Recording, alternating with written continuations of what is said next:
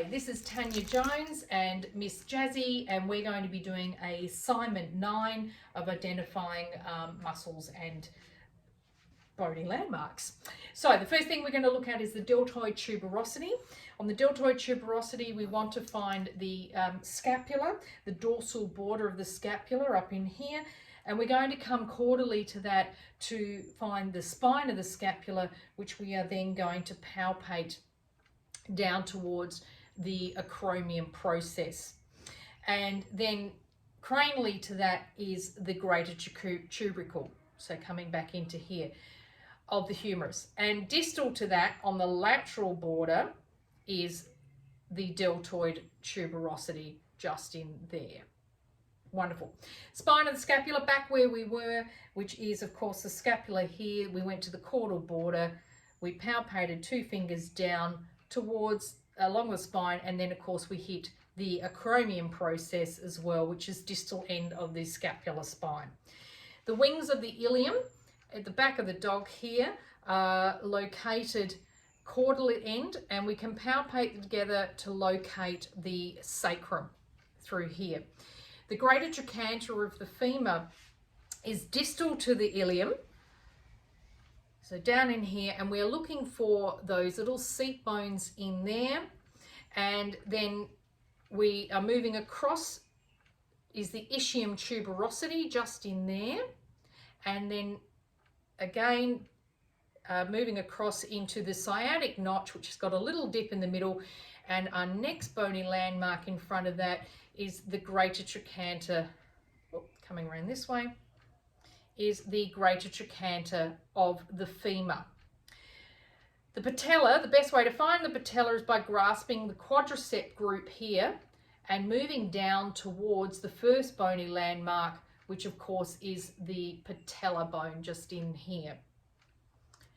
The latissimus dorsi, if we come back here again to the scapula and to the caudal border of the scapula, the latissimus dorsi will run across the caudally to the border of the lumbar fascia. So it's a muscle that comes across the dog in this manner.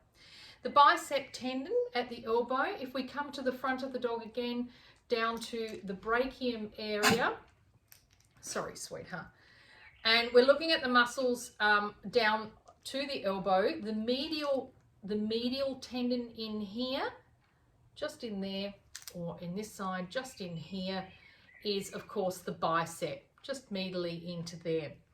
The supraspinatus, back at the scapula again, and we find that spine of the scapula, the supraspinatus is actually located cranially to the spine of the scapula, and infraspinatus off to the caudal.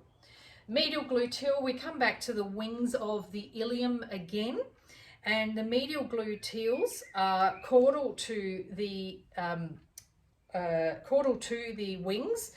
Now, the middle gluteal is actually closest to the dog, and the superficial behind that. However, we can't really locate the two together separately, so we do massage or work with them both at the same time in that area.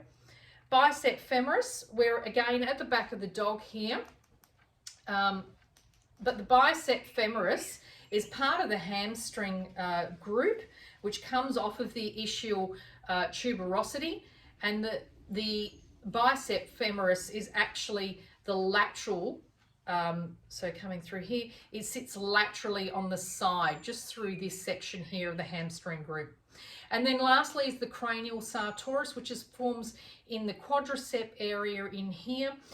So located between the lateral condyle and the greater trochanter of the femur is the quadriceps through here.